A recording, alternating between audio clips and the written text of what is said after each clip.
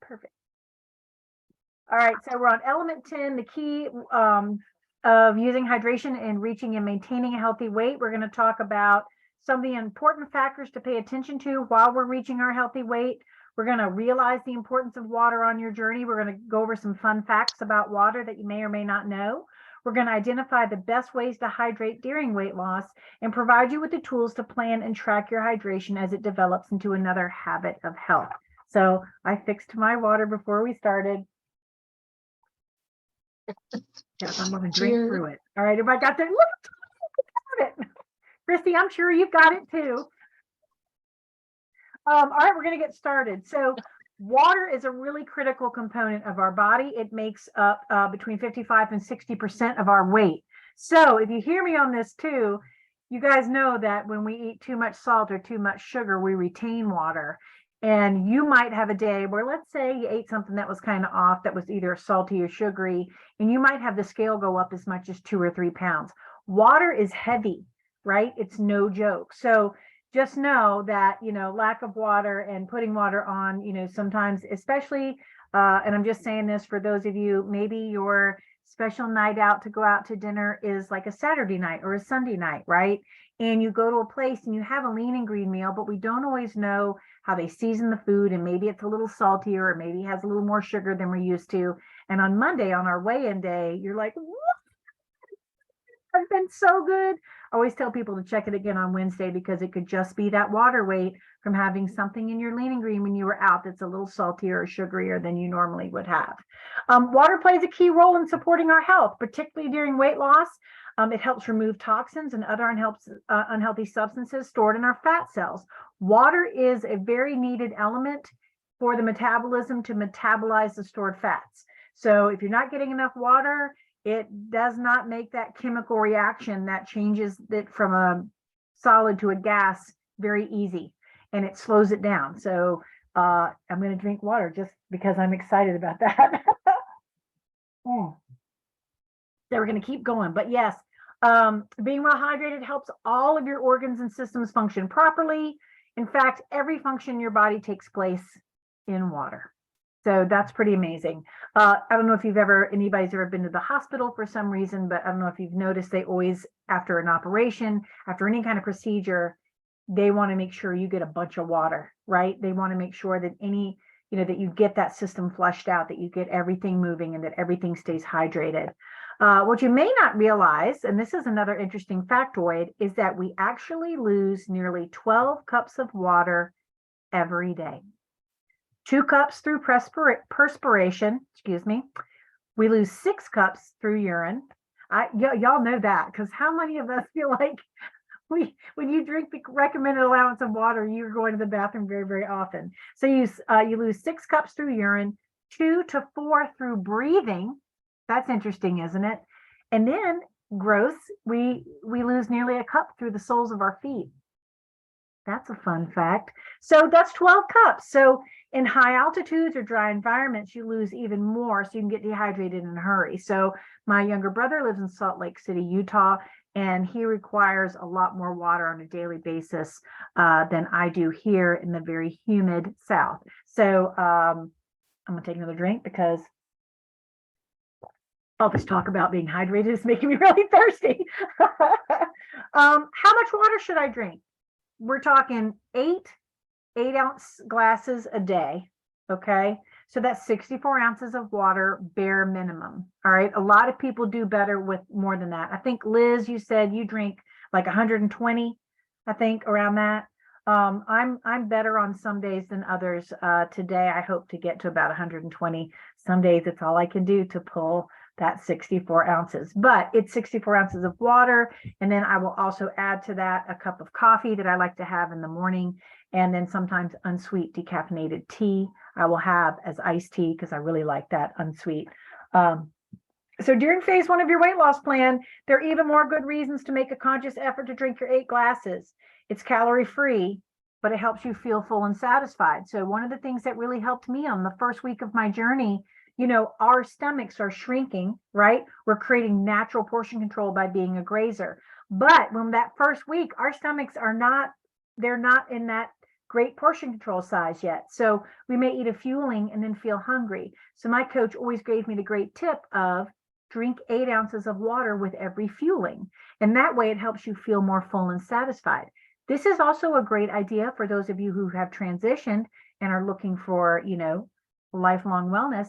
When I go out to eat or before a meal at home, I will drink 8 ounces of water before I start my meal. It does several things. It gets water in the body, which helps digestion, but also it helps fill your stomach so that you will not overeat and you will reach that satiated feeling at the appropriate time, especially for those who are kind of speedy eaters. We know what our portion size looks like. So it helps it so that by the time we finished eating the correct portion, which is what we're used to, we will feel satiated because we have that water on board. It facilitates the removal of toxins such as pesticides and preservatives from your cells. It prevents dehydration as your body eliminates excess salt and water from a diet of too much processed food. This is what's happening in the beginning of our journey, right? It minimizes or eliminates fatigue, lack of energy, headaches, or unclear thinking. I always know when I haven't had enough water yet because I start to get a little bit of a headache. It speeds up your metabolism. A recent study showed that drinking 2 8-ounce glasses of cold water increased the metabolic rate by 30% for 90 minutes. Y'all, that's for a free metabolism raise. Who doesn't want some of that? Like, that's not caffeine. That's just cold water. Same thing goes for if you take a hot shower and at the end you douse yourself with freezing cold water. That shock to your system, it's kind of a similar thing. It helps the metabolism. It helps your liver to convert fat to energy. We talked about that, right? It's part of that chemical equation. It's that necessary part to turn our stored fats from a solid into a gas and have it expel out the body. It compensates for the loss of glycogen stores as you lose weight. Okay, cool. Those are all the factoids. Let's get in it. So one of the things Dr. Anderson talks about is how do we make this a healthy habit, right? So we go back to what's our current reality. Okay, maybe at the beginning of the program, like me, you drink 0 glasses of water a day. I'm not joking. I would drink one in the evening, but 0 was pretty much what I had. So my current reality was 0 ounces a day. And then my secondary choice is what was I going to do to make sure that I got the proper hydration? Well, for me, I am scatterbrained and I have a little bit of an attention deficit disorder. And I was like, I'm going to lose track. If I have little 8-ounce cups, I'm going to forget. Have I had 3? Have I had 4? So I had a chart where I could check it off, right? In our Optavia guide. Remember those little week 1, week 2, week 3, week 4, where you could every single day check off your water? That was awesome for me. The other thing I did was I got a water bottle that was 32 ounces. So I knew, all right, I can keep track of if I've had 2 of those a day. Now that was kind of a pain to carry it around, but it meant I always had it with me and it meant I got through my water. And I would have little games with myself where I'd say like, all right, Allison, you got to get through the first 32 by noon. And that way I knew I could get through the second 32 before, like probably around dinner time, because you don't want to be chugging water an hour before bedtime, because the other healthy habit is sleep, and we want to get a good 8 hours of sleep. And if we're chugging a bunch of water before bedtime, guess what's going to happen? We're going to wake up in the middle of the night and go to the bathroom, and that's going to be disruptive of our sleep. So those are some of the things that I did as my secondary choices. So my desired result would be that I could work up to that 64 plus ounces of water a day. Dr. Anderson said you can also use the Habits of Health app to remind you to drink the water, right? You can keep a large glass of water or water bottle nearby, which is what I just said. And I like to keep a big one so I don't have to track as much how many I've had. And then, I don't know if you guys know about this, if you're new to the program, but we have these things, they're purposeful hydration, and you can actually order them, but they're wonderful, and you can mix them with your water. I think you can have one a day, and they do different things. Some of them have like B vitamins, some of them have a little bit of caffeine, which is nice, especially as we're getting used to getting our energy from our stored fats rather than pulling from what we eat every day. So it can kind of help us across that hump. But the strawberry lemonade infuser is my favorite. So that's something that you can order. You can ask your coach about it, but you can mix it with your water, and it's pretty potent. Like, as you know how your taste buds change when you do this journey, they will if you haven't experienced that yet. One packet usually lasted me 2 days because I could do just a half a packet in my 64 ounces, and that gave enough flavor that it tasted good, and I enjoyed my water a little bit more. And then what other choices can you make to get to the required 64 ounces? And like I said earlier, you can drink 8 ounces of water with every fueling. So that's 5 of the 8 right there, correct? 5 of your fuelings. And then your lean and green, if you have them with that, that's 6. So then you only have 2 extra glasses to have. And I also would drink a little extra when I exercise too, just to make sure that I keep that hydration up. What's the best source for your 8 glasses a day? A lot of people ask this. They're like, can I have this or can I have that? Does sparkling water count? Does this count? Just plain old water is the best. Now, you can have an infuser in it. You can also put some lemon or lime juice in it, to change up the flavor a little bit, but just plain water is really the best. But I know, because that was my struggle, that sometimes that's hard to go from 0 ounces of water to 64 ounces. So I definitely used my infusers, some lemon in there sometimes, some lime juice in there sometimes, just like a fresh lemon or lime. They have cool water bottles now where they actually have a center part that you could put fruit in that can infuse. We're not eating fruit on the weight loss part of our journey, but you can certainly use it to infuse your water. And you can have sparkling water, but you just can't have 64 ounces of sparkling water. Sparkling water does count, but it only counts for like 8 ounces. So you can't have 64 ounces of sparkling water. Also, you would be so torn up from having gas pent up in your stomach from all that carbonation that it wouldn't feel really great anyway. Teas, both hot and iced, have all kinds of health benefits, but make sure you don't add milk, because milk in tea inactivates the healthy phenolic compounds. And then, of course, we're not going to add any sugar to the tea. Green tea in particular is full of health benefits, from decreasing inflammation and preventing cancers to improving learning and memory. So if green tea is something you haven't tried and you want to try that, it's actually quite delightful. Studies actually show the many benefits of coffee due to its high level of antioxidants.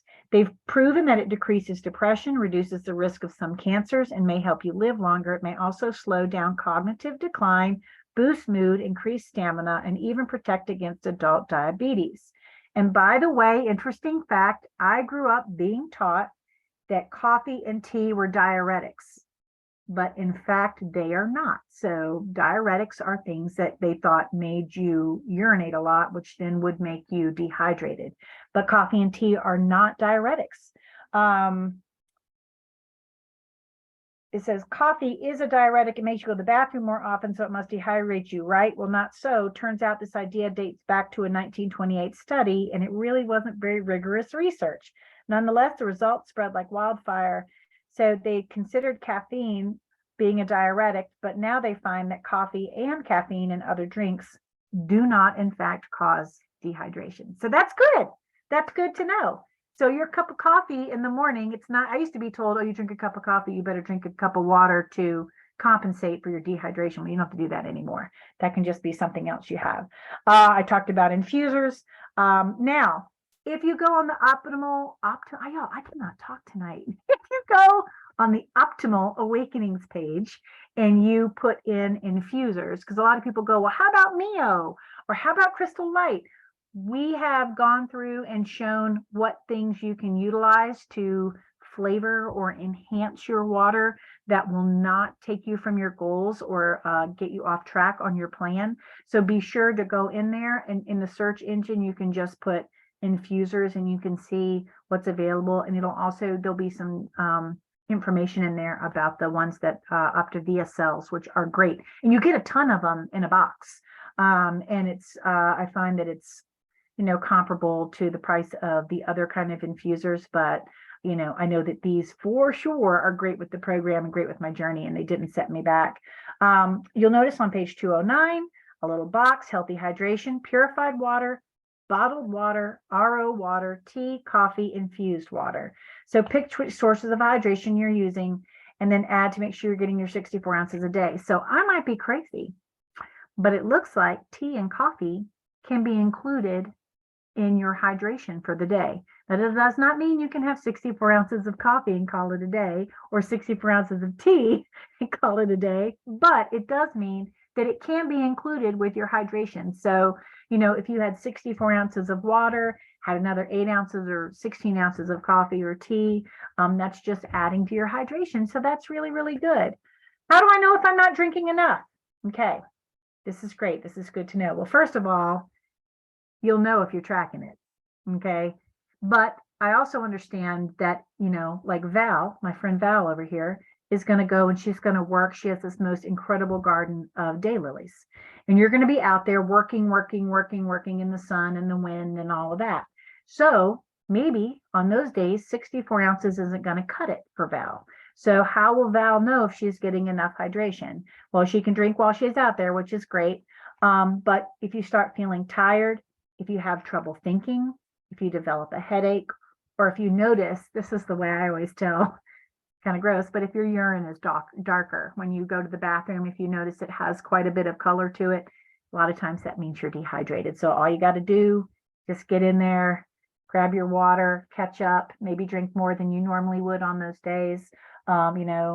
Liz, when you're at the river outside enjoying all the wonderful things, I'm sure that you also keep in mind that you have more hydration. Today I walked, so I'm going to have more water than I normally do because it was hot out today in Virginia. So anyway, that's it. If you guys have any questions, I know there's a little bit more, just basically talking about unhealthy choices beyond water, obviously things like sodas, right? Alcohol, fruit juices, believe it or not. It'd be better just to eat the fruit than drink fruit juices. Fruit juices are it's just the way it's broken down, it spikes your insulin more than if you just ate the fruit itself. So just thinking, after your weight loss goals are met and you're bringing fruit back into your life, it is better to have the fruit itself than it is to have it in a smoothie or as a fruit juice. Diet soda is bad. The people are like, oh, diet soda, but it's diet, right? It doesn't have the sugars, right? But artificial sweeteners are 10 times sweeter than regular sugar. So a lot of times what it accidentally does is it increases our desire for sugar and sweet things. So if we've already been so good on this journey and we've gotten to where that doesn't entice us anymore, you have to be really careful. That doesn't mean you can't have them every now and then, but don't bring that back in as a regular daily drink in your life. Sports drinks, right? The only time I drink a sports drink is after I've had the stomach flu, just to get the electrolytes in, but it's not something we should drink on a regular basis. Also, energy drinks.